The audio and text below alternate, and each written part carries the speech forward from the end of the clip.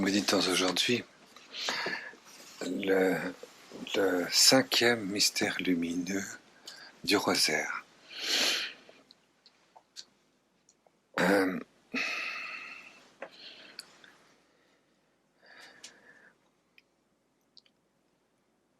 Après avoir entendu d'ailleurs cette Nahagata où Jésus reprend la Genèse, c'est intéressant.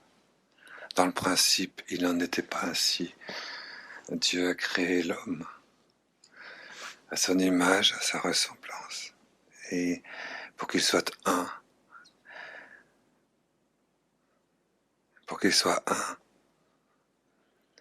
que l'homme ne sépare pas ce que Dieu veut voir uni, parce que il soit vraiment un, et qu'il soit profondément un. Et c'est à cause de l'endurcissement profond de notre cœur qu'il n'y a pas cette unité.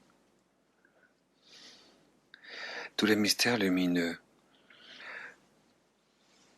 procèdent d'une unité profonde. C'est vrai, c'est une unité profonde, finalement c'est un peu ça qu'il y a entre Dieu et l'humanité, entre Jésus, qui est Dieu, et l'humanité, c'est-à-dire Marie. Parce que Marie, c'est vraiment l'humanité à l'état pur, quoi. C'est la créature humaine, pas abîmée, quoi. La créature humaine normale. Et l'homme quittera son père et sa mère, s'attachera à son épouse, et les deux ne feront plus qu'un. Et on sait très bien que quand Jésus reprend ça, il pense à Marie, évidemment, puisque l'homme quittera son père, on le sait bien, c'est le mystère de l'incarnation, le Verbe de Dieu, le Fils de l'homme, le Messie. C'est réalisé de cette manière-là, quoi. Il a été envoyé par le Père. Et c'est ça l'incarnation. Et sa mère, il a quitté sa mère, et on le sait très bien, et tous les mystères lumineux sont là pour nous montrer comment il quitte, et douloureux aussi, et glorieux, nous montre comment l'homme quitte sa mère et s'attachera à sa femme. Il assume vraiment cette unité de manière nouvelle, et les deux ne font qu'une seule chair, c'est l'Assomption. Et alors Jésus pense à ça, à propos de l'homme et de la femme, à propos de l'humanité, à propos de Dieu. C'est le résumé, quoi. Et ça a été donné au départ. Ça a été donné au départ, cette unité incroyable entre Dieu et puis l'humanité. Mais c'est vrai, bon, c'était notre nourriture, cette nourriture vraiment incarnée, toute lumineuse, toute simple, toute pacifique, unifiant tout.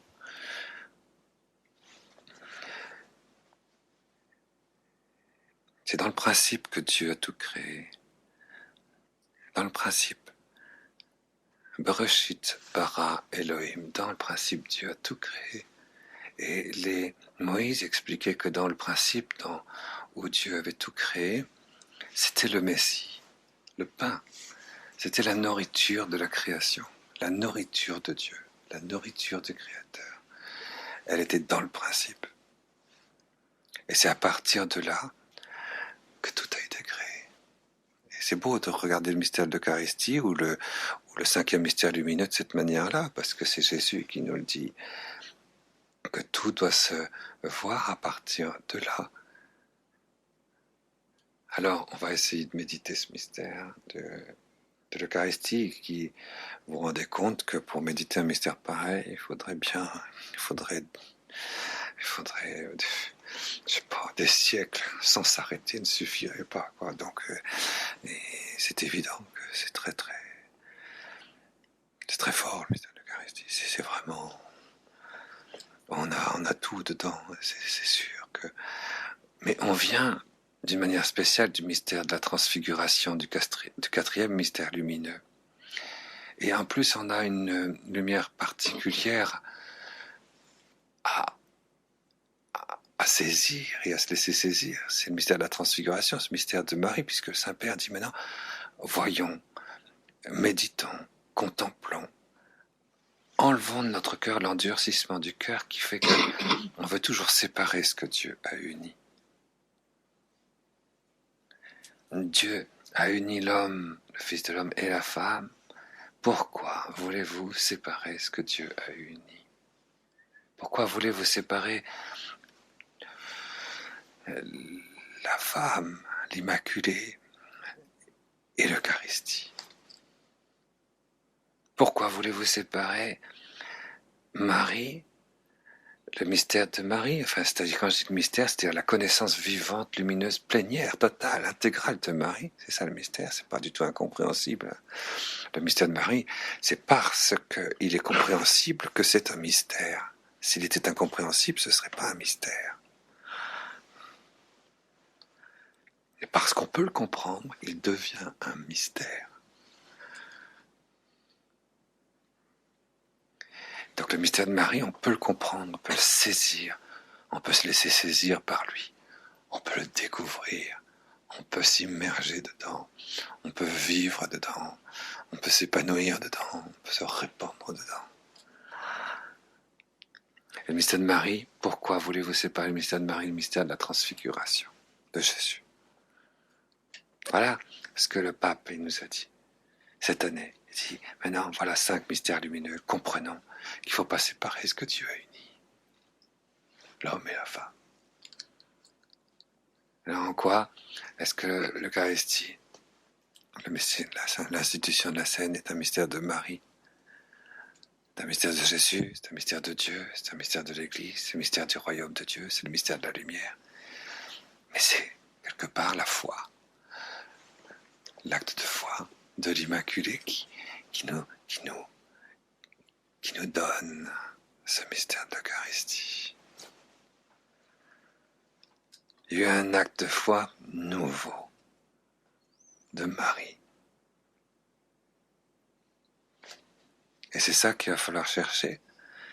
C'est ça qu'il va falloir comprendre, quoi. Parce que cet acte de foi nouveau qui engendre Jésus dans le Sanctissime Sacrement, dans l'éternité sacramentelle de Dieu, dans le signe vivant de Dieu à l'intérieur, dans l'éternité, il va falloir que nous le fassions, cet acte de foi aussi. Il va falloir que nous accompagnions l'Immaculée dans cet acte de foi qui produit le pain venu du ciel. Le pain vivant, quoi, venu du ciel. Et c'est ça que le Saint-Père, que Saint-Esprit aussi, que l'Église, le Saint-Esprit, l'Immaculée, Jésus, nous demande de faire cette année. En découvrant, en dévoilant, en soulevant le voile du mystère de l'institution du Sanctissime Sacrement. Le Sanctissime signe, le signe Sanctissime. Il y a une petite tradition que j'aime bien du Portugal, au Portugal, et qui a été reprise par une communauté, enfin des gens que j'aime bien, que j'ai été visiter d'ailleurs à Londres, en Angleterre. Avant chaque messe, avant chaque synaxe, avant chaque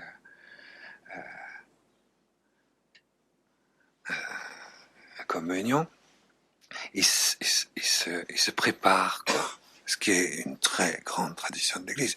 On n'assiste pas à la synaxe du pain vivant sans s'y préparer longuement avant, normalement. D'après les lois de l'Église, le prêtre doit s'y préparer au moins une demi-heure avant. Et les fidèles aussi. Et là, parce qu'on s'y prépare, vous voyez, la préparation. C'est Marie qui est cachée derrière tout ça. La préparation, c'est celle qui engendre l'aurore du Christ, la mère. Et elle va devenir l'unité profonde de Jésus. Tout ce que Jésus s'unit profondément. Elle va être totalement mienne, dira Jésus. Alors ils disent, cette prière-là, bon, après tout c'est parce qu'il faut éviter d'être trop complexe. Je sais très bien qu'il y a des gens qui trouvent que c'est trop compliqué quelquefois, ces histoires, ces mystères lumineux. Donc faut pas être Il faut être un peu plus simple, c'est vrai. Alors, les Portugais, qui sont très simples, disent ceci. Ils disent, voilà. Font la prière suivante. Ils disent, oh, sanctissime sacrement, béni sois-tu, remercié sois-tu, glorifié sois-tu, savouré sois-tu, magnifié sois-tu. Ici, maintenant, à chaque instant, à chaque moment, toujours, partout, continuellement, éternellement. Et cette invocation, elle se fait du plus profond des entrailles, en union avec ce que Dieu fait avec toute la création. Et puis il recommence une seconde fois. Et ils disent, ô sanctissime sacrement, béni sois-tu, remercié sois-tu, glorifié sois-tu, magnifié sois-tu, savouré sois-tu, aimé sois-tu, loué sois-tu, toujours, partout, à chaque instant, ici, maintenant, à chaque moment, continuellement et éternellement, en union avec tout ce qui est vivant, avec tout ce qui est vivant, tout ce qui est profond, tout ce qui est intérieur dans l'univers du ciel et de la terre. Et une troisième fois, il répète plus profond de même, ô sanctissime sacrement, béni sois-tu, etc. Vous voyez, en union. Alors, ils le disent 7 fois, de manière à ce qu'il y ait comme une intégration de tout ce qui est simple et naturel dans l'univers, premièrement. Tout ce qui est profond, vivant et intérieur dans l'univers. Deuxièmement, tout ce qui est amour pur dans l'univers, du ciel et de la terre. Troisièmement, tout ce qui est profonde communion. Profonde communion, tout ce qui est profondément familial, tout ce qui est profondément intime, dans la solidarité, vous voyez, dans le ciel et sur la terre. Tout ce qui est relation vivante. Pourquoi ? Parce que l'humanité et la création, c'est un tissu de relations vivantes. Et puis après, on le fait en union avec tout ce qui est sacré. Or, tout est sacré dans l'univers du ciel et de la terre. Puis après, on le fait en communion, voyez, avec tout ce qui relève de la beauté et du travail, de la transformation, tout ce qui est transformé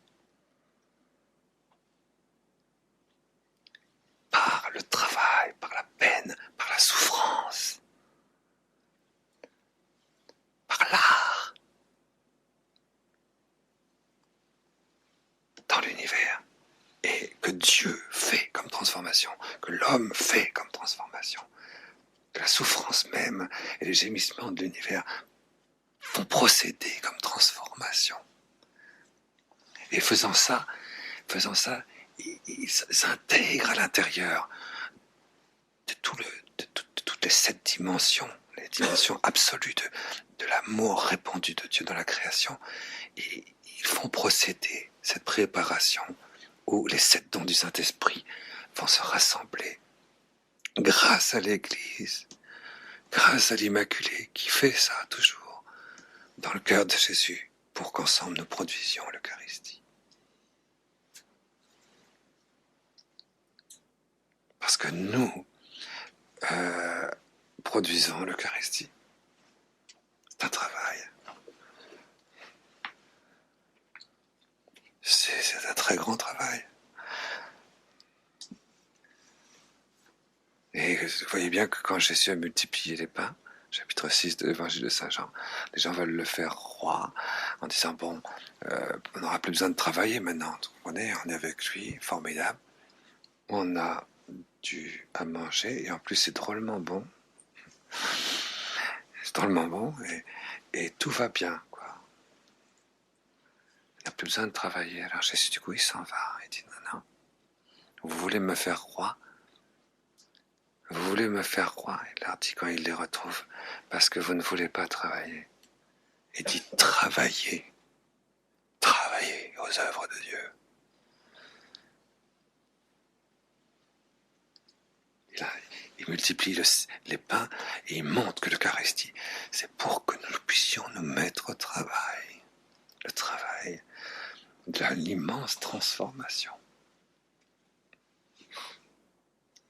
Il est venu pour ça. Et dans l'Eucharistie, il y a toutes les venues du Christ. Le péché est venu sur cette espèce de grand don de la nourriture de Dieu dans la création et la nourriture de la création en Dieu dans le paradis, de la grâce originelle, tout ça dans la transfiguration de l'union profonde de l'homme et de la femme en union avec le Messie, le principe. Et oui, et tout ça a été perdu. Qu'est-ce que vous voulez alors du coup? Le Messie, qui était au principe de la création dans le Bereshit, il est revenu. Il y a eu le retour du Christ. Et le retour du Christ, vous voyez bien quels sont les retours du Christ. Il faut toujours se rappeler quels sont les 7 retours du Christ. Hein. C'est toujours les 7 retours du Christ, c'est beau à contempler, remarquez, c'est super parce que ça fait comprendre l'Eucharistie aussi, hein, quelque part.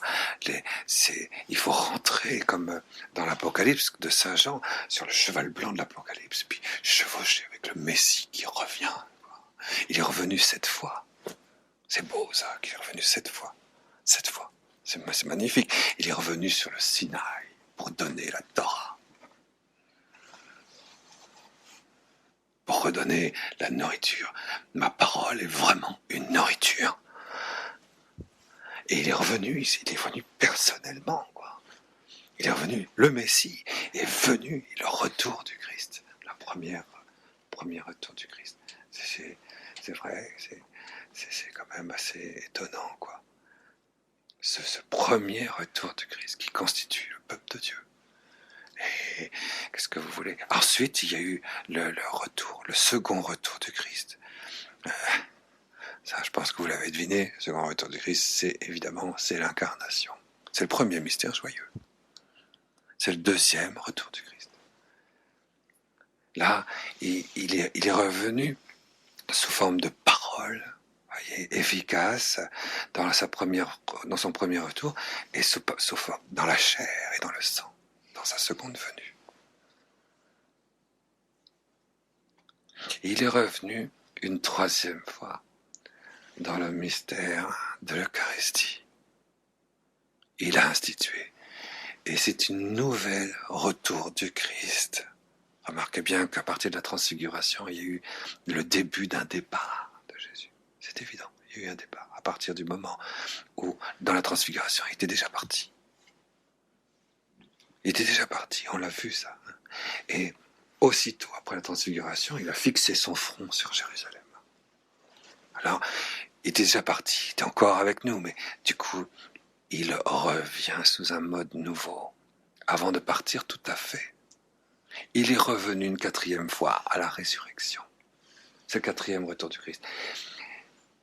Dans l'ascension, il s'est assis à la droite de Dieu le Père, il a envoyé l'Esprit Saint. À travers l'Esprit Saint, il n'est pas revenu, c'est l'Esprit Saint, il a envoyé l'Esprit Saint. Il reviendra pour les noces de l'agneau. Et le 7e retour du Christ, c'est la récapitulation glorieuse, c'est la seconde résurrection. Ces 7 retours du Christ se sont tous concentrés dans l'institution de l'Eucharistie, qui est le 3e retour. C'est beau aussi à voir ça. C'est pas mal de le comprendre parce que il y a quelque chose d'universel dans le retour du Christ. C'est pour ça que c'est pas seulement ceux qui, par la foi, ont vécu du Messie et du retour du Messie après l'institution de l'Eucharistie, qui ont vécu de l'Eucharistie.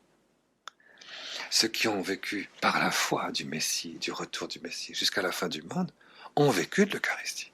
Élie le prophète a communié à l'Eucharistie. Melchisédek, Abraham, ils ont communié au pain descendu du ciel. Vous verrez, vous lirez, vous verrez. Si Abraham n'avait pas communié à l'Eucharistie, il n'aurait pas été le père de la foi, c'est-à-dire la lumière surnaturelle venue du ciel dans l'intelligence profonde de l'homme pour qu'il n'y ait plus que le Messie. S'il n'avait pas communié, ça n'aurait pas été possible. C'est pour ça que Melchisédek lui a donné le pain vivant du Messie et le précieux sang. Et Élie le prophète aussi. C'était donné sous forme figurative aussi dans l'Ancien Testament. Pourquoi est-ce que sous forme figurative c'était donné sur l'Ancien Testament? Il faudrait y passer des millénaires à voir tout ce qui dans la Bible correspond à cette présence, pour ainsi dire, d'anticipation de Jésus pain de vie dans l'Ancien Testament.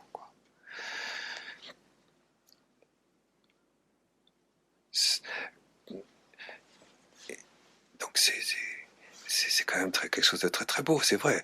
Bon, on peut y venir au moins un tout petit peu. Vous savez, comment est-ce qu'on dit l'Eucharistie? Comment est-ce que ça se dit, le sacrement de l'Eucharistie en hébreu? Ah, tiens, voilà, pour votre culture générale, en hébreu. Ah, je suis sûr que vous ne savez pas. Alors, figurez-vous que moi non plus je ne savais pas. Alors, j'ai fait une recherche et j'ai regardé tous ces grands rabbins convertis, tout ça. Et apparemment, ils ne savent pas trop, quoi. Ils ne savent pas trop. Du moins, ils se contredisent. Alors, quelquefois, il y en a qui disent, moi, je traduis Corban. Corban, vous savez, Corban, moi, je suis pas trop d'accord parce que Corban, c'est ça veut dire sacrifice sanglant. Quand vous faites une offrande Corban, ça veut dire que vous faites un sacrifice sanglant, quoi. C'est vrai que dans l'Eucharistie, il y a le sacrifice de Jésus et dans son sang, ça c'est sûr. C'est à cause de ça qu'ils disent Corban. Il y en a d'autres qui disent Zikaron. Zikaron parce que ça veut dire mémorial. Mémorial. Ça veut dire mémoire. Ça veut dire présence effective dans la liberté du don, dans la réactualisation du don. Dans la liberté de la réactualisation du don. Vous voyez, je ne sais pas comment dire, mémorial, faites ceci. D'ailleurs, Jésus le dit bien, c'est vrai, dans la scène. Il fait ceci en mémorial de moi. Mais mémorial, ça ne veut pas dire Eucharistie, vous comprenez? Alors il y a un autre mot, il y en a d'autres qui disent, je serais plus d'accord avec ça, qui dit mincha. Mincha, c'est un même, un rej, un red, pardon, un nun et un he. Ça veut dire offrande. C'est très beau ça. C'est l'oblation. Ça n'est qu'une seule fois. C'est employé dans l'Ancien Testament pour les offrandes de farine, l'offrande de pain, de gâteau de raisin, les offrandes qui sont faites, vous savez, les offrandes qui sont faites à Dieu sous forme de pain. Où on offre d'ailleurs le Messie sous forme de pain. Ces offrandes de farine. Et il y en a beaucoup, il y a beaucoup de préceptes qui proposent la mincha. Mais ce mot mincha n'est employé qu'une seule fois pour une offrande sanglante. Et c'est Abel. Quand Abel fait une offrande sanglante et qu'il s'offre lui-même à travers cette offrande sanglante, c'est considéré comme une offrande de pain. Et les rabbins ont toujours dit, Moïse aussi, que l'offrande d'Abel manifeste l'offrande toute pure du Messie et de l'agneau. C'est beau ça, hein? Ça a l'air de rien, mais c'est beau parce que ça traverse toute l'écriture, ce truc-là. Vous ne verrez pas un chapitre dans l'écriture de l'Ancien Testament sans qu'il y ait la mincha. C'est l'offrande du pain, le cantique des cantiques, les psaumes, le Lévitique, le Deutéronome, tout le temps, vous savez ça. Elle se rappelle de ce sacrifice tout pur d'Abel, le juste, sacrifié, tué par Caïn, et qui offre son amour pour sa sœur. Parce que vous le savez, s'il a été tué, c'est à cause de sa sœur. Il avait une jumelle. Pour une femme, et Caïn Ma foi voulait cette femme, et Abel, c'était sa sœur. Alors ils ont offert en Dieu, au bon Dieu. Alors il a offert un agneau, Abel. Il a offert un agneau, tout jeune, et s'est offert lui-même.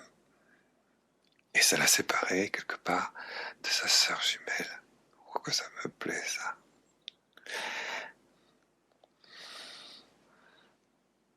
Oh, que ça me plaît, on sent, vous voyez. Et ça, euh, c'est à cause de cette tradition, si vous voulez, que quand on fait la Pâque avec Moïse, par exemple, pour donner un petit détail comme ça, de rien, qui a l'air de rien, mais c'est un précepte absolu que quand on va partager l'agneau, on fait des pains comme ça. On fait des pains qui relèvent de l'offrande et de l'oblation. Et c'est sur ces pains-là, c'est pas dans une assiette. Quand Jésus a fait la Pâque avec ses apôtres, c'était comme ça, comme tous les Juifs. Des pains comme ça, voyez, et c'est dessus ce pain qu'on met un morceau de l'agneau qui a été immolé, l'agneau de la Pâque, et on mange l'agneau sur le pain.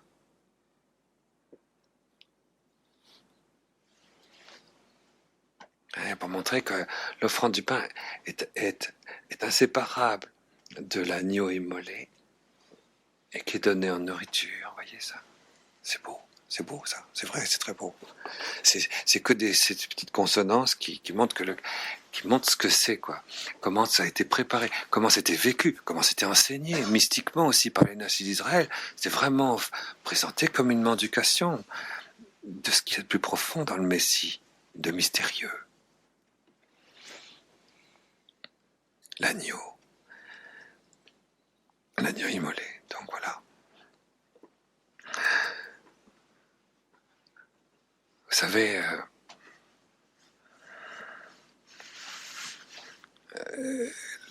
quand Dieu vient et qu'il dit « Me voici »,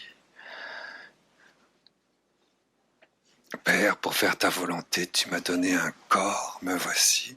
Je m'aime, il dit la même chose que Marie lorsqu'elle a dit « Je m'aime, me voici » dans la lumière surnaturelle de la foi, pour dire oui à ta volonté. Donc Marie qui est dans la chair a été projetée, si je puis dire, par la foi à l'intérieur de la volonté, c'est-à-dire l'amour profond de Dieu le Père. Et du sein de Dieu le Père, Dieu le Fils a été projeté dans le corps de Marie pour se saisir un corps. Et c'est deux fois la même parole qu'ils ont prononcée ensemble pour réaliser la seconde retour du Messie sur la terre, l'incarnation. Le regard de Dieu. Voilà ce que Marie a engendré. On l'avait bien vu ça. À chaque mystère, il faut le voir d'ailleurs, que Dieu vivant regarde la foi de Marie. Et du coup, elle engendre, grâce à sa foi toute pure, à l'intérieur de Dieu, elle détourne, si je puis dire, l'attention. Ce qui est étonnant, quoi. Chaque fois qu'on fait un acte de foi, vraiment divin en Dieu, jusqu'en Dieu, porté par l'Esprit Saint, saisi par la première personne de la Très Sainte Trinité en son sein, le plus éternel qui soit, à ce moment-là, on détourne l'attention de Dieu. C'est beau, ça. Et effectivement, Dieu a détourné son attention. Les théologiens appellent ça, en disant, elle a engendré le regard de Dieu vers la création. Le respectus du Verbe vis-à-vis de son incarnation. Le terme technique, c'est ça. Bon. Mais elle a, moi je dirais, pour prendre une traduction vulgarisante, n'est-ce pas, elle a détourné l'attention de Dieu vers le corps. Vers le corps de Dieu. Dieu a détourné ça. Et il a regardé toute la création en se mettant lui-même dans la création et en s'intégrant lui-même la création, en se laissant intégrer lui-même dans la création. Il s'est fabriqué un corps. À partir de ce qu'il y avait de plus pur dans l'unité sponsale entre Marie et Joseph, dans le corps de Marie, ce qui relevait dans son corps, qui était animé dans son unité sponsale avec Joseph, dans sa chair. Voilà, il a pris ça.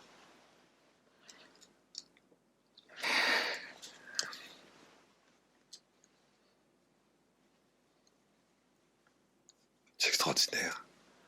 Marie, elle a été mise à l'épreuve de la foi par l'ange Gabriel, par Dieu, dans son Immaculée Conception. C'est une épreuve terrible. La foi, c'est terrible. Ça implique une obéissance totale. Il faut faire une rupture absolue avec tout ce qu'on croit, tout ce qu'on a. Et il faut dire oui. Mais cette fois-ci, c'est pas un dépassement humain, c'est un dépassement éternel. C'est ça la foi. Et c'est ce qu'a montré la transfiguration. Il y a une rupture qui doit s'opérer pour le troisième retour du Christ, l'Eucharistie. Et une rupture dans toute sa force. C'est pour ça que la transfiguration, c'est vraiment le sacrement, le signe et le mystère de la force de cette foi de Marie qui va désormais intégrer une rupture dans toute sa force, dans toute la force du Saint-Esprit, quoi. Toute la puissance du Saint-Esprit. Et toute la foi mise à l'épreuve de Marie va faire d'elle la mère vraiment de l'Eucharistie, la matrice, cette vérité éprouvée, vous voyez, en Marie, va la faire sortir d'elle-même en Dieu. Et il va faire que le pain du ciel, elle va s'en nourrir. Dieu lui demande de se nourrir du pain du ciel directement par son acte de foi. Vous voyez, on dirait en hébreu, c'est la lettre M. Vous voyez, le Meim en hébreu. Ça veut dire ça. Vous savez ce que Moïse disait à propos de la lettre Meim? Il disait à propos de la lettre Meim, c'est tout à fait Marie, hein, c'est la vérité mise à l'épreuve. La vérité éprouvée, le verbe de Dieu dans son épreuve. C'est Marie, quoi. Alors du coup, là, il donne la vie. Marie a donné la vie divine parce qu'elle a été mise à l'épreuve de sa foi. C'est le chemin de Marie, ça. Me voici pour faire ta volonté. Et il a été demandé de faire un acte de foi qui aille jusque dans les profondeurs du sein de Dieu le Père pour qu'elle se nourrisse du pain de vie. Le pain, du même pain, qu'elle prenne la même nourriture que ce que le Père se nourrit. Le Père se nourrit du pain de la vie, se nourrit de Dieu. C'est sa nourriture, c'est sa seule nourriture. Écoutez-le. Et cette fois-ci, elle doit se faire la nourriture de son corps immaculé. Ça doit être la même nourriture que ce que le Père se nourrit. Le Père se nourrit du Verbe éternel de Dieu. C'est quand même quelque chose d'incompréhensible, c'est bien évident, mais n'empêche que Marie, elle a été jusque-là, il fallait qu'elle fasse ça pour toute la création, pour les disciples, pour Jésus. Et pendant ce temps, du coup, elle engendre un regard de Dieu, un regard éternel de Dieu, de l'éternité vers le temps. Et ce regard, vous voyez, est exprimé par Moïse, par la lettre L. Vous voyez, quand on dit Elohim, Gabriel, L, ce L, c'est Lamed, cette lettre, ça signifie pour les Juifs, enfin en hébreu, c'est le regard de Dieu vers le temps. Dieu contemple. Et quand on vit du regard de Dieu, on vit de elle. Il nous regarde, il nous considère, il nous prend. C'est elle.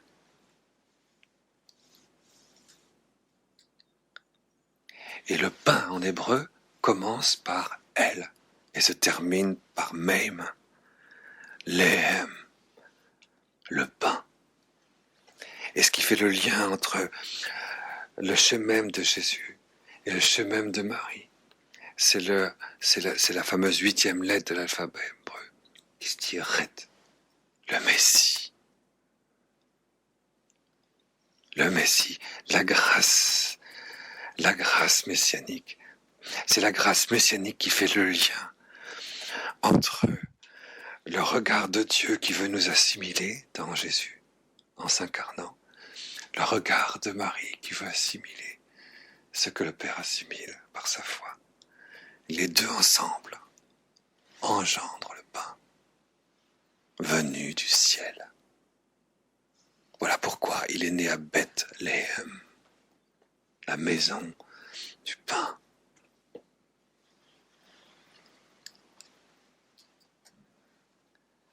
C'est évident que pourquoi est-ce qu'on va dire que pourquoi est-ce que le pape nous suggère, je vous en supplie, regardons l'Eucharistie comme un mystère vivant, du rosaire vivant. Regardons-le comme un mystère de Marie. Ne séparons pas ce que Dieu a uni.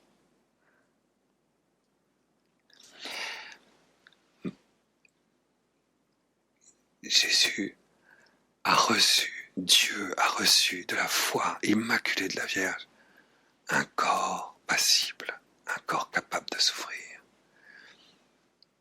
Dieu ne peut pas souffrir, mais Marie lui a donné un corps capable de souffrir. Et Jésus est éperdu d'amour vis-à-vis de Marie, de gratitude, parce que elle lui a donné un corps capable de souffrir, une humanité capable de souffrir.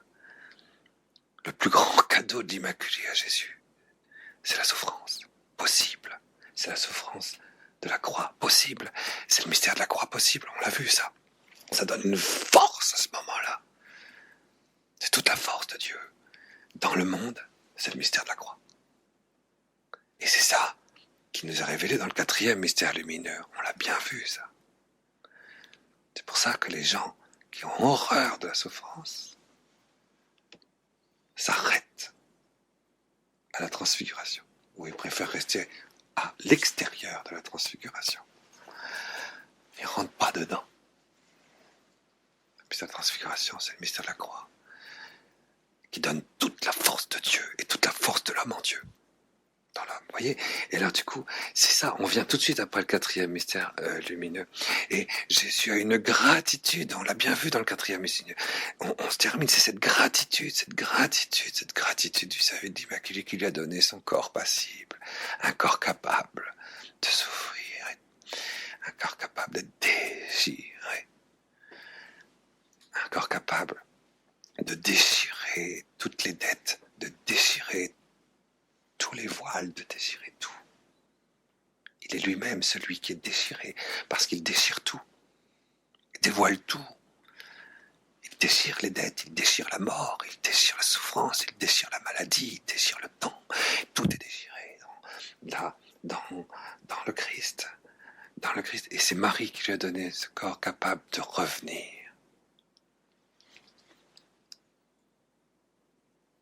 Pour qu'il n'y ait plus de séparation entre l'amour de Dieu et l'amour du prochain. Ce manteau-là a été déchiré aussi. Il faut qu'il lui-même soit déchiré pour que cette déchirure soit la sienne et que du coup l'amour de Dieu et du prochain soit à nouveau un. Dans la déchirure, justement. Et Marie lui a donné un corps capable de souffrir, un corps capable. Alors la gratitude de Jésus est gigantesque. Elle prend toute sa force. Et c'est pourquoi, je dirais, moi, qu'il institue l'Eucharistie. Parce que il faut qu'il exprime sa gratitude à Marie. Tu m'as donné un corps passible, et bien du coup, c'est normal. Jésus, il dit, ah bon, tu m'as donné ça, maintenant débrouille-toi, hein? Et il n'est pas comme ça, le Seigneur, il n'est pas comme ça. Le Seigneur, il est juste, il est toute justice, tout amour, tout époux, toute délicatesse. Tu m'as donné un corps. Alors, il va instituer l'Eucharistie en action de grâce, pour donner à Marie un corps nouveau, pour lui donner à Marie son corps sous le mode du pain, qui est éternellement dans le ciel la nourriture de Dieu le Père. Il va instituer l'Eucharistie par la substance. Et c'est pour ça qu'on appelle ça Eucharistie, parce que Eucharistie en grec, vous le savez, ça veut dire action de grâce, remerciement, gratitude. C'est un acte de justice, de miséricorde, d'amour éternel. Alors, c'est pour remercier Marie. Et il sait bien que lui, il a déjà parti avec la force que lui a donnée Marie, il est déjà parti. Donc avant de partir, par gratitude, il lui donne son corps. Tu m'as donné un corps, eh bien je te rends par gratitude, je te donne mon corps sous un mode d'éternité et de substance et de gloire. Alors, et il va le donner à l'Immaculée sous ce mode-là, étant donné que tous les 4 mystères lumineux précédents, Marie a voulu qu'ils s'inscrivent dans le corps mystique vivant entier de toute l'humanité, alors il va le donner à Marie à travers cette humanité élue, dans la foi partagée, lumineuse, sortie du sein immaculé de la Vierge. Et voilà pourquoi Jésus institue l'Eucharistie. Alors ça, il faut quelque part comprendre ça. Que vraiment l'Eucharistie, c'est un mystère de Marie, quoi. C'est une Eucharistie, vous voyez, il y a beaucoup de noms à l'Eucharistie. Dans la messe, l'Eucharistie, le corps du Christ, le nombre de noms qu'on a donnés, c'est la synaxe, c'est le rassemblement. Les noms qu'on donnait à l'Eucharistie au départ, on disait synaxe, c'est ce qui rassemble tout. C'est ce qui rassemble tout. Alors on se rassemble pour l'Eucharistie. Marie nous rassemble pour recevoir cette gratitude de Jésus à ceux qui ont la foi. C'est la synaxe. Là, c'est aussi le sacrifice. Tu m'as donné un corps passible, je vais jusqu'au bout. C'est l'agneau, sacrifice. C'est le sacrifice substantiel, parfait. Immaculé. C'est le sacrifice saint. C'est le sacrifice immaculé. C'est le sacrifice pur. C'est le sacrifice à l'état pur. C'est la croix toute pure. C'est la souffrance, si vous voulez, substantielle. C'est pour ça que c'est une transsubstantiation. C'est le sacrifice substantiel. C'est vraiment très fort. C'est le sacrifice qui se réalise. Et vous voyez, il ne s'est pas réalisé qu'une fois. Il va se réaliser à chaque instant, à chaque moment, ici, partout, toujours, continuellement, et du coup aussi éternellement, dans la séparation du sang et du corps. Réellement, substantiellement, corporellement, humainement, divinement, absolument et complètement.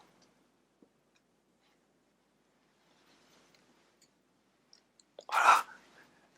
C'est aussi le viatique, c'est ce qui donne la force à toute la terre d'être assumée à l'intérieur de l'éternité de Dieu. C'est ce qui donne la force à toute l'éternité de Dieu de venir assumer toute la création. C'est le viatique. Parce que nous sommes sur le chemin de la vie éternelle. Et la vie éternelle descend dans le sacrifice eucharistique à travers le corps de Jésus pour nous assumer. C'est l'éternité qui vient dans le temps. C'est la réponse à la foi de Marie qui a accepté par la foi de se laisser prendre, dépasser complètement et habiter à l'intérieur de l'éternité divine pour pouvoir se voir réaliser le mystère de l'incarnation et de la rédemption. Et donc il faut sentir quelque part l'acte de foi que Marie a dû faire, qui est complètement nouveau à ce moment-là. Tout différent. Ce qui s'est réalisé de manière toute différente.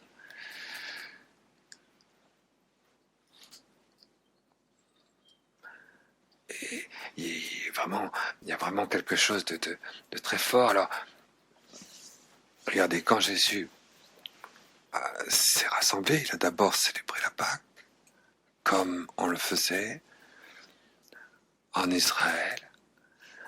Et ce rituel de la Pâque, pour le jour, c'était sa 3e Pâque.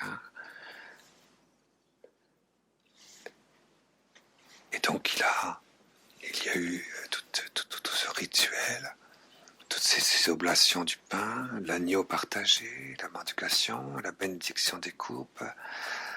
Et Jésus, après, a quitté la table.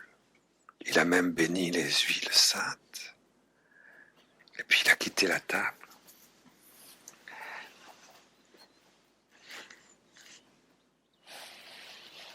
Il était revêtu de la robe d'Alaire, il avait la ceinture du sacerdotal.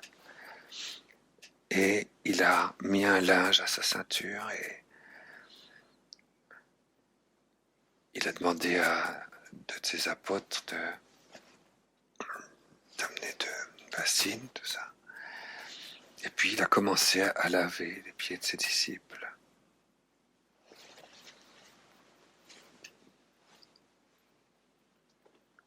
C'est bizarre, hein? Il a situé la scène comme ça. Il a lavé les pieds de ses disciples.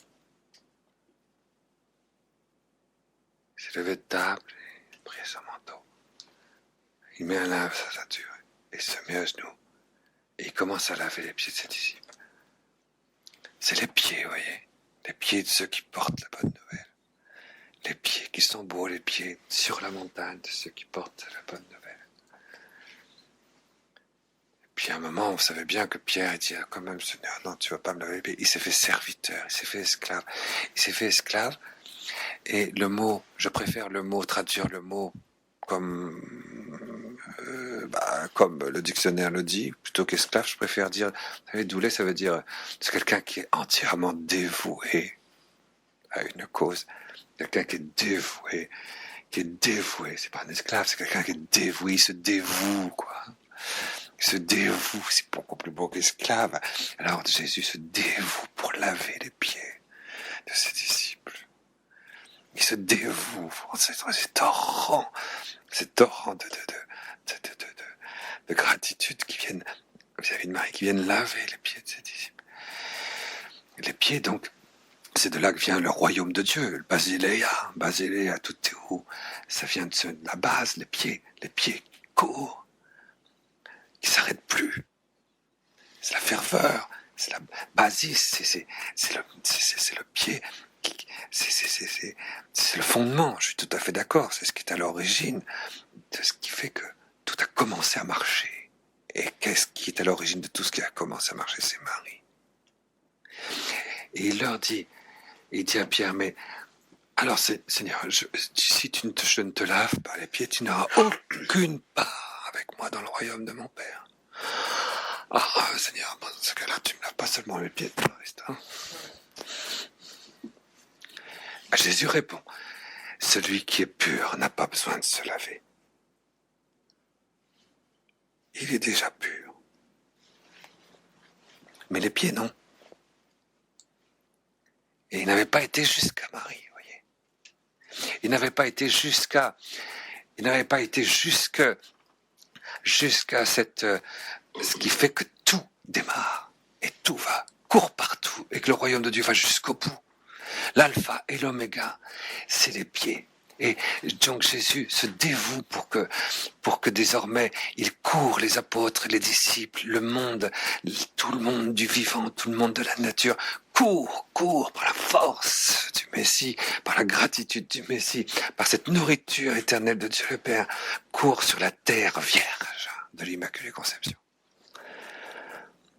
Pour qu'ensemble on produise donc l'Eucharistie. Alors à ce moment-là, il institue l'Eucharistie, il prie le pain, et il y a comme une espèce de rajout à la liturgie juive classique, traditionnelle que faisaient tous les juifs, et alors il prend le pain. Il ne faut pas croire que les juifs, et c'était complètement étranger aux juifs, parce que chez les juifs, quand on célébrait la Pâque, il y avait toujours un pain qui était là et qui n'était pas mangé pendant la Pâque. Il restait là sur la table, hein, parce qu'il était réservé au Messie, celui-là. Donc on s'en nourrissait pas. C'est le Messie qui devait le donner à manger. Et pareil pour la coupe. Il y avait quelque chose de la coupe qui ne devait se boire que tout à fait à la fin. C'est pour ça qu'il est dit que aussitôt, donc, il prit le pain. Le pain que depuis 1700 ans lui était réservé pour qu'il le donne.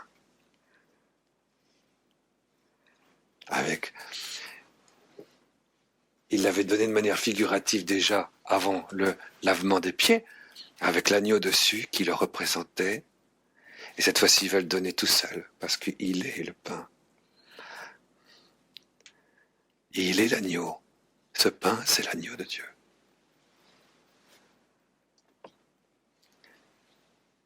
C'est extraordinaire, n'empêche. Et il va dire ceci. Est mon corps.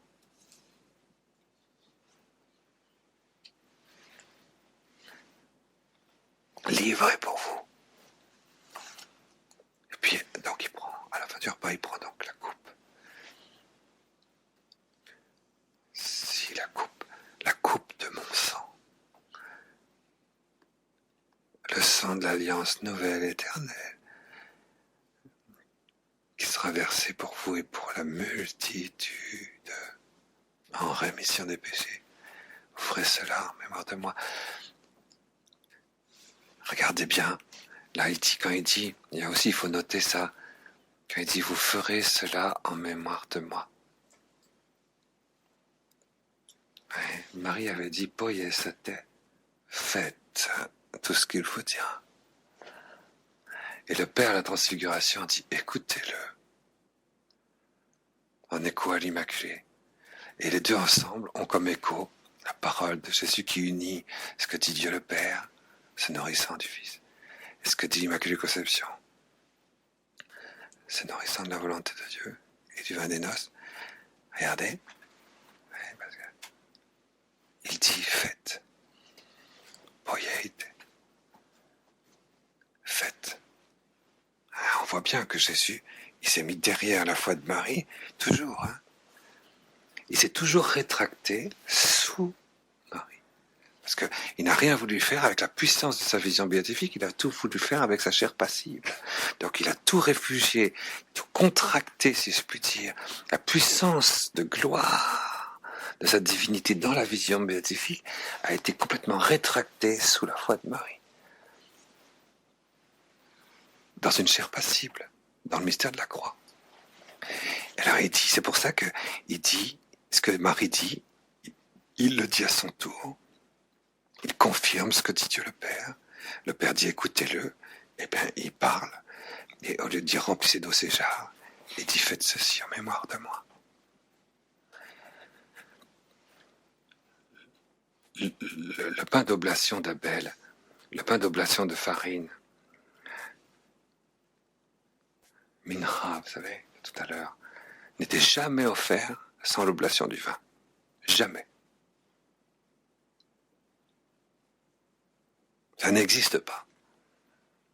La mincha sans l'oblation du vin, ça n'existe pas. Donc, vous voyez, c'est inséparable. Voyez, faites tout ce qu'il vous dira de Marie dans les noces du vin nouveau. Et puis, faites, vous ferez ceci. Alors, eis, du dedans, ça veut dire, eis, humone de ce qui est mien. Et puis, mémorial, anamnésis. Alors là, il faudrait rester là-dessus. Je suis sûr que là, pour nous, la contemplation du mystère de l'Eucharistie, il est dans l'ordre, l'impératif que Jésus donne. Là, ce que nous avons à faire pour réaliser, actuer, incarner, diviniser, surnaturaliser le mystère en nous, c'est ça, c'est faites ceci en mémoire de moi. Comme toujours, traduction affreuse, enfin, pas du tout, ça correspond pas, quoi. C'est dommage, mais on peut pas non plus toujours parler en traduction analytique, vous comprenez, parce que ça fatigue les gens, la traduction analytique. Faites aussi en mémoire de moi, bon, ok, tout le monde comprend pas. Mais personne ne comprend, justement. Bon, c'est pas grave. Voilà, donc on est obligé d'un petit peu de regarder. La révélation, c'est à la lettre, c'est à l'esprit, c'est la lettre, c'est la forme, c'est tout. Tout y est. Alors oui, tout y est. Au-dedans de ce qui est mien. Mais qu'est-ce qui est, quand l'époux, qu'est-ce qui est mien dans l'époux, c'est son épouse. Et la véritable épousée du Messie, c'est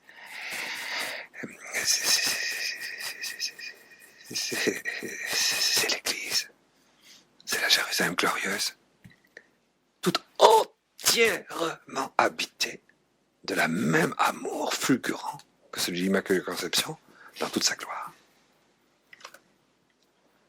C'est ça l'épousée. C'est ce qui est mien, dans ce qui est mien, de l'intérieur de ce qui est mien. Il avait déjà expliqué au deuxième mystère lumineux ce qui est mien, le royaume de Dieu dans son accomplissement, c'est ce qui est mien. C'est mon royaume. ça, on voit tout de suite que c'est nuptial. C'est son épouse. Et c'est l'Immaculée qui en est le pied. C'est l'Immaculée qui en est la ferveur. C'est l'Immaculée qui en est... Vous voyez? Et c'est pour ça qu'il lave les pieds de ses disciples. C'est beau, n'empêche ça. Et en disant, vous voyez, je suis tout dévoué auprès de vous. Pour que vous couriez comme ça sur une terre vierge, immaculée, celle du ciel, dans la terre. C'est la terre dans le ciel. Sous-entendu de l'Immaculée, évidemment. Alors vous, ce que j'ai fait, moi, le Seigneur et le Maître, faites-le, vous aussi, à votre tour. Aimez-vous les uns les autres, de la manière que moi, je vous aime. Lavez-vous les pieds, les uns aux autres. Regardez comme c'est beau de faire que toutes les œuvres, toutes les respirations, toutes les aspirations, toutes les expirations, de tout ce qui existe, de tout ce qui est vivant dans notre terre, nous le fassions. Nous allons leur laver les pieds. Ô Sanctissime Sacrement, béni sois-tu. Remerciement, louange, gloire, gratitude, amour, saveur, bénédiction, ici, maintenant, partout, toujours, à chaque instant, à chaque moment, continuellement, éternellement, dans le Sanctissime Sacrement. Laver les pieds, vous voyez, c'est ça le mystère, le travail de l'Eucharistie, c'est de compléter jusqu'à l'extrême profondeur de l'Immaculée Conception, dans son épanouissement final, tout ce qui existe sur la terre, tout ce qui se fait sur la terre, tout ce qui se souffre sur la terre, tout ce qui se dit de bon sur la terre, tout amour commencé, jamais parvenu à sa perfection et son épanouissement. C'est ça l'Eucharistie, c'est ça la gratitude du chrétien, c'est ça la gratitude, l'action de grâce des membres vivants du corps mystique vivant de Jésus, vivant. C'est notre travail. Travailler pour les œuvres de Dieu. Et faites ceci en mémoire de moi. Alors là, c'est, voyez, en mémoire de moi, vous voyez tout de suite que, Simone, c'est pas en mémoire de moi, hein, Simone, c'est de l'intérieur, c'est tout tourné, c'est vrai que c'est un petit peu tourné, mais c'est aussi dans l'intérieur du dedans de moi, de ce qui est mien, pardon, pas de moi, de ce qui est mien. Je sais pas si vous voyez la nuance, quoi. C'est quand même une sacrée nuance de ce qui est mien.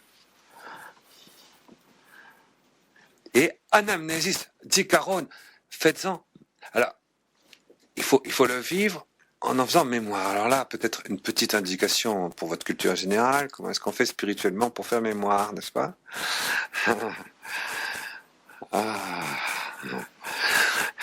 Comment est-ce qu'on fait spirituellement? On fait comment pour faire mémoire? On fait comment pour faire mémoire? Ah oui, je me rappelle que je vais faire un petit souvenir, quoi. Non, c'est pas le souvenir, hein, la mémoire.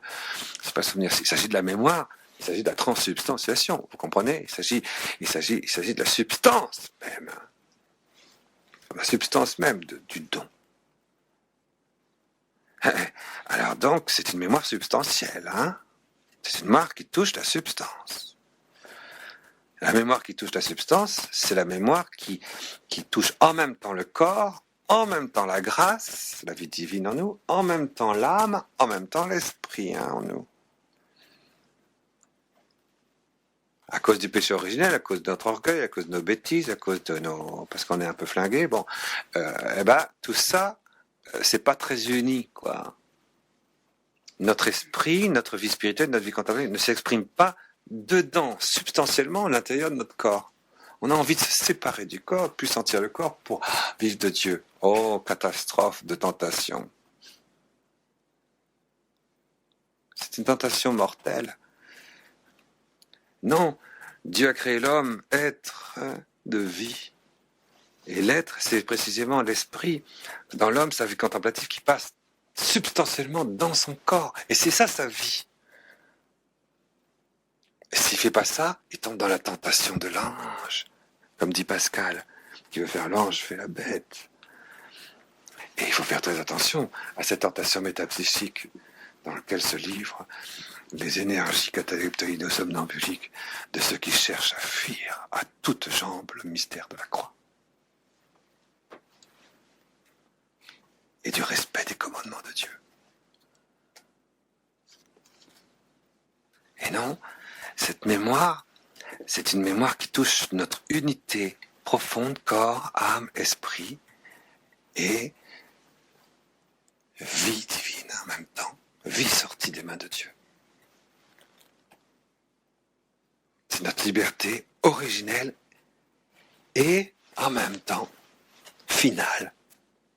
Le pape dit ceci, et j'aime beaucoup, quand Dieu m'a créé dans la première cellule, dans le génome de l'homme, qui m'a donné un esprit vivant qui imprègne et vivifie ce génome. Il n'y en a pas beaucoup, hein, parmi les grands sages de ce monde, depuis des milliers d'années, qui dit ça. C'est le seul. Je suis un spécialiste de la question, je peux vous dire, c'est le seul. Il n'y a pas un autre qui l'ait dit. Alors, oui, Dieu surgit dedans cette unité profonde et fait que cet être de vie spirituelle qui s'exprime complètement et substantiellement dans un corps est un être participé à l'acte pur de Dieu. Et c'est cette réunion, vous voyez, des quatre qui fait la liberté et la mémoire. Nous nous rappelons corporellement qui nous sommes. Et le corps de Jésus, son âme humaine, sa vie humaine, son amour humain, ses entrailles humaines, son affectivité humaine, son extase humaine, son amour très profondément, sa délicatesse humaine, sa subsistance dans l'union hypostatique, source de toutes les grâces et de toutes les vies divines données et de toutes les gloires futures données aussi. Et en même temps, sa divinité qui fait subsister cette unité en Dieu. C'est ça, sa mémoire.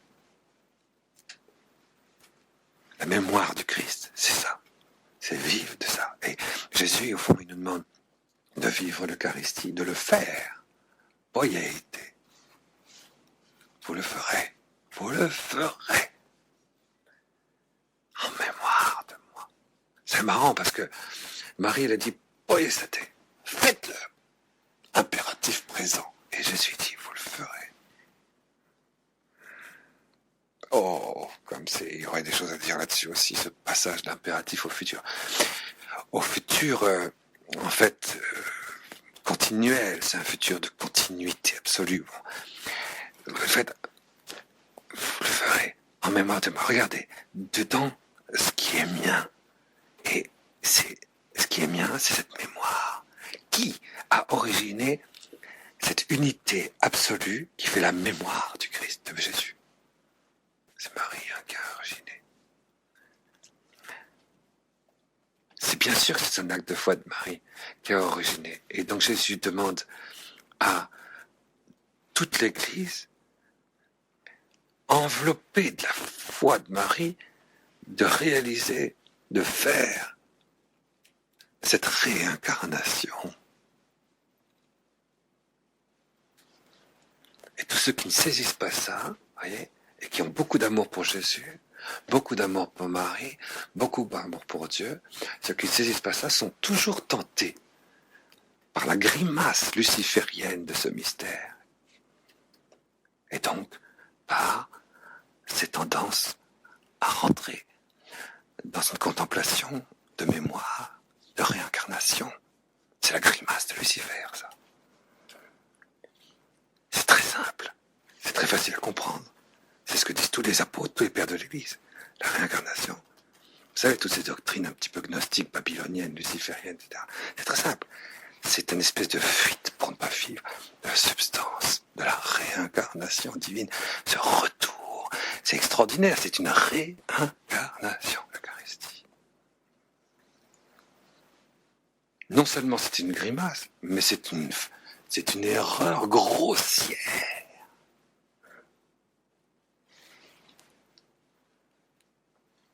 C'est un désespoir profond de mon identité dans l'acte créateur de Dieu. C'est facile à comprendre, de toute façon.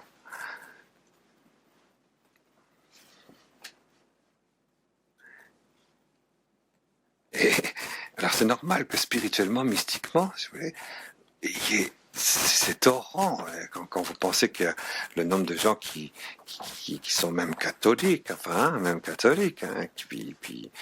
qui croient à la réincarnation. Ça veut dire qu'ils sont totalement, mais alors totalement exclus du corps mystique de Jésus.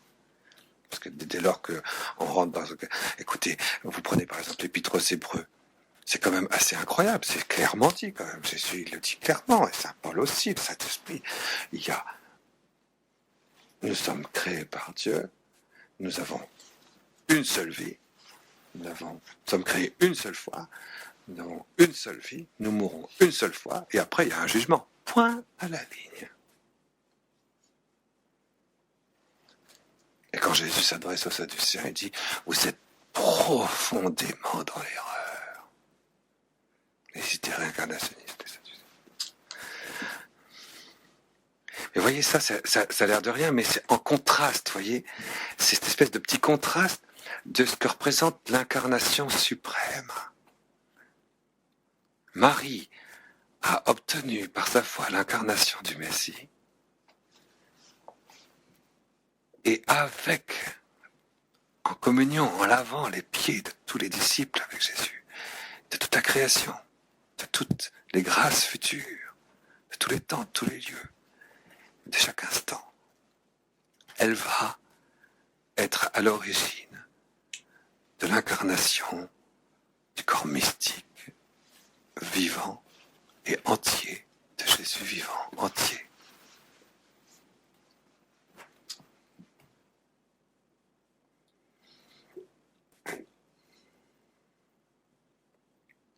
Ce n'est pas le même fruit que le premier mystère joyeux. Hein.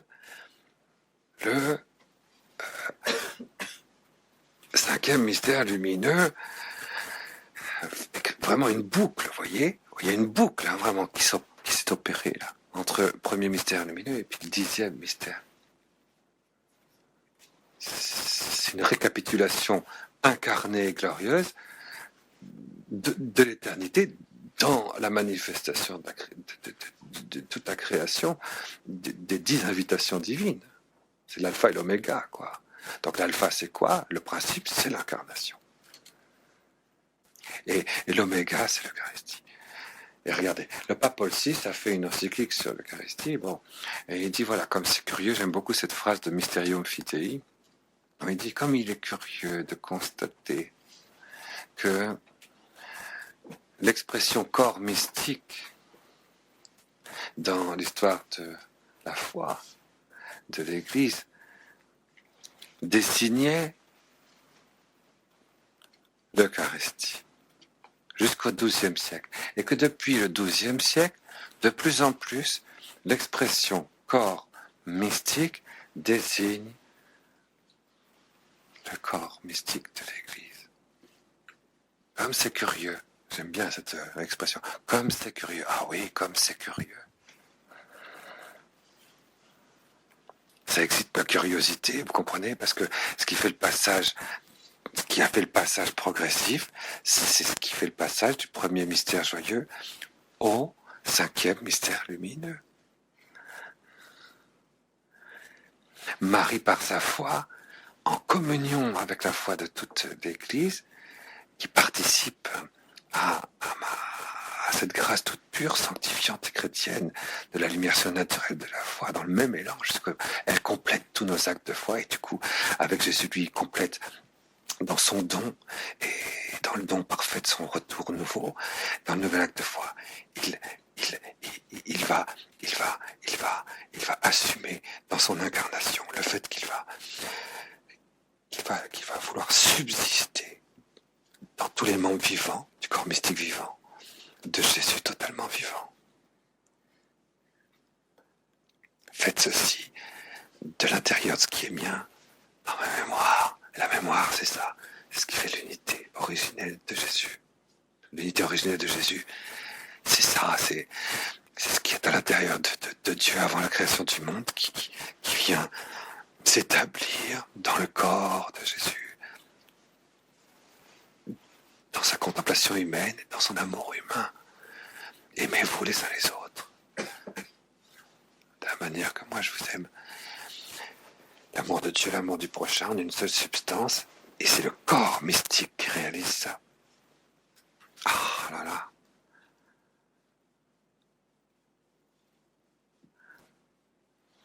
Alors bon,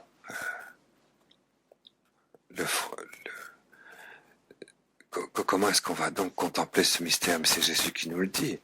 Il nous dit, reprenez donc, je vous en supplie, votre mémoire en Dieu, votre mémoire ontologique, votre mémoire corporelle absolue, votre mémoire substantielle, pas votre mémoire de vos blessures. Laissez tomber ça. La mémoire de vos blessures, c'est si la mémoire de votre prof de philosophie. Laissez ça. Votre mémoire substantielle, votre mémoire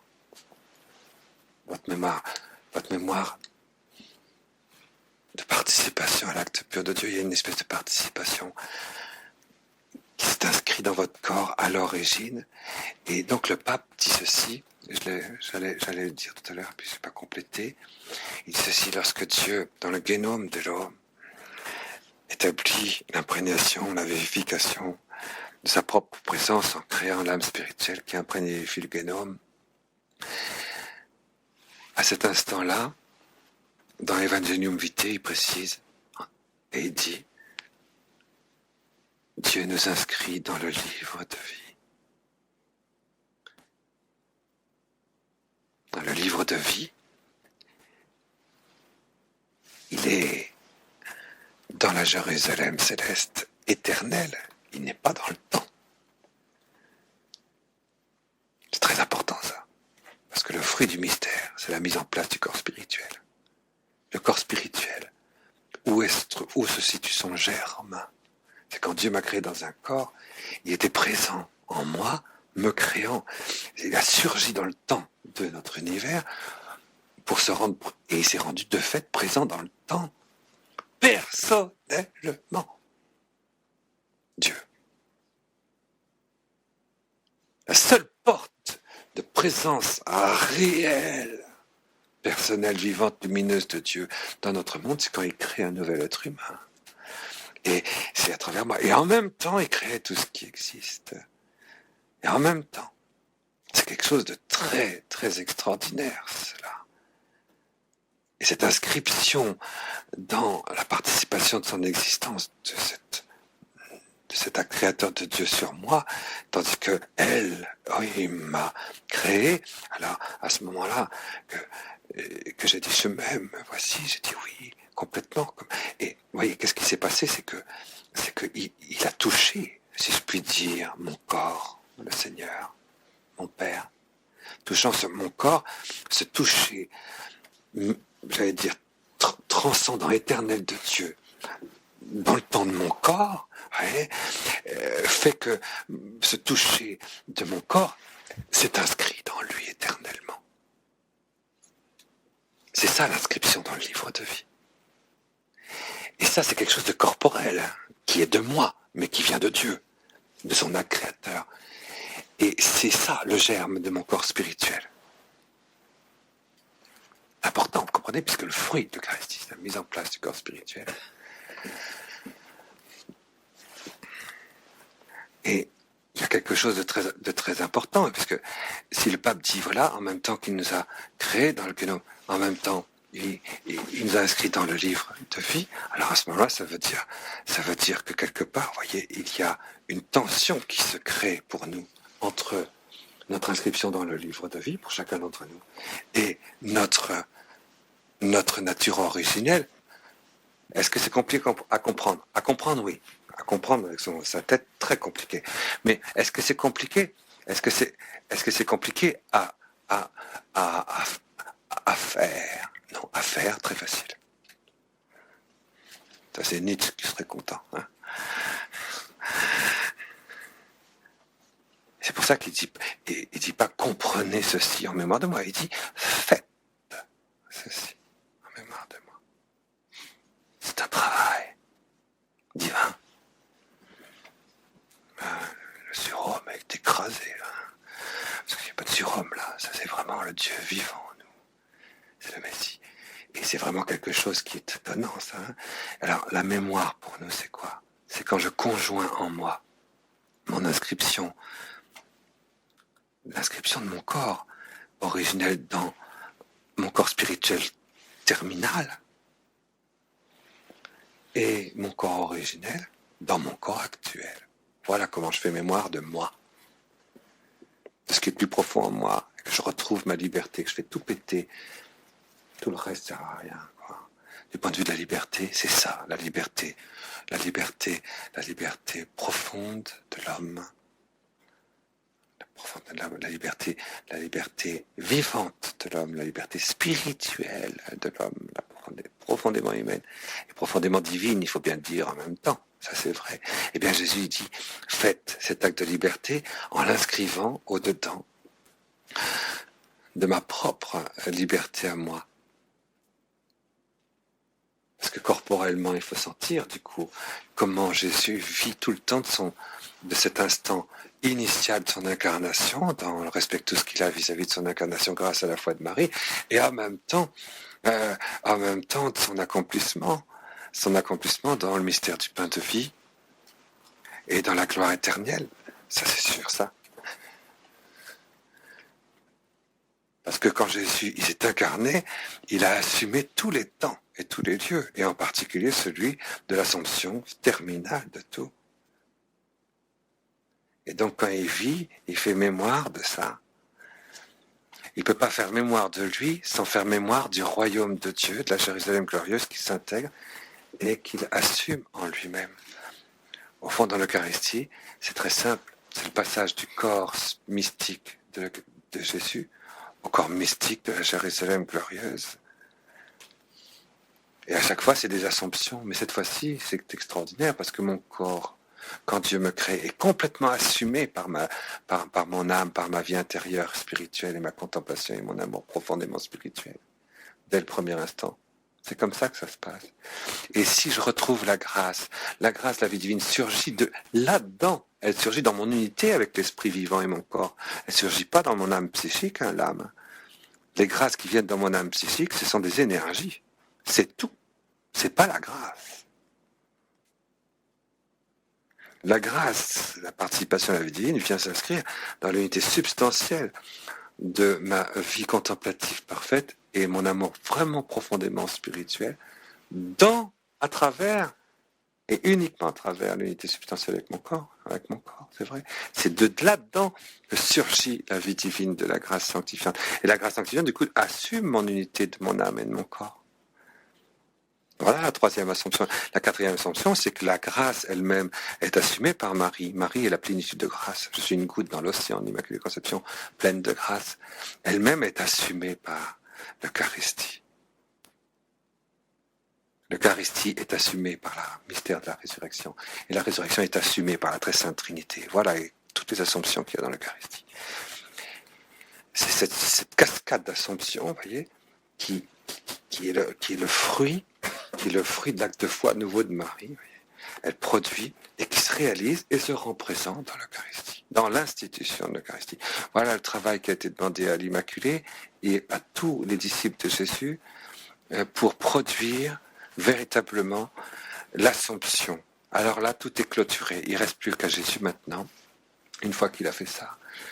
Une fois qu'il a réalisé ça, il ne reste plus maintenant qu'à se livrer.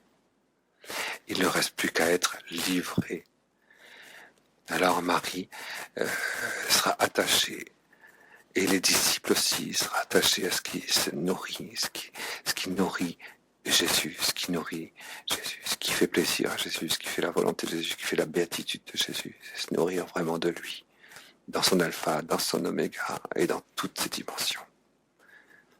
Et ne pas être attaché à Jésus tel qu'il se voit, etc. Et donc voilà le détachement absolu qui est qui doit s'opérer. Jésus se détache.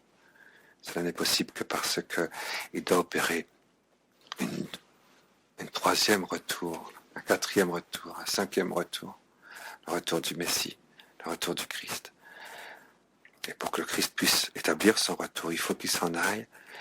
Et il va s'en aller en étant livré comme agneau, en allant jusqu'au bout de ce mystère de la minra, vous savez. Voilà. Alors, un dernier point. Pourquoi est-ce que ça va jusqu'à la très sainte Trinité? Je crois qu'il faut que je vous le dise au moins une fois. Pourquoi ces assomptions dans l'Eucharistie vont jusqu'à la très sainte Trinité? C'est Jésus qui dit, voilà, qu'a multiplie le pain du chapitre 6 au chapitre 11 de l'évangile de Saint Jean. Il va dire 33 fois ego eimi, eie, ce qu'il avait dit à Moïse dans le buisson ardent, je suis celui qui s'y est, il va le dire 33 fois. Il va dire je suis la lumière du monde, je suis le Fils, je suis la porte, je suis le bon pasteur, je suis, oui, le berger des brebis, je suis le Fils, je suis la résurrection, je suis le pain de vie. Et dans l'Eucharistie, on va pouvoir vivre de ces 7 présences vivantes du Dieu vivant, créateur de tout ce qui existe. Et c'est une des belles choses du mystère de l'Eucharistie. Mais en particulier, je suis le pain de vie.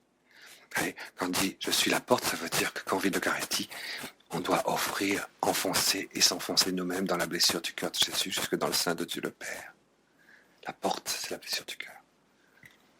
C'est voilà pourquoi je vous dis ça, je signale ça parce que, ayant institué l'Eucharistie, il faut qu'il devienne la porte jusqu'au bout, dans le mystère de son incarnation.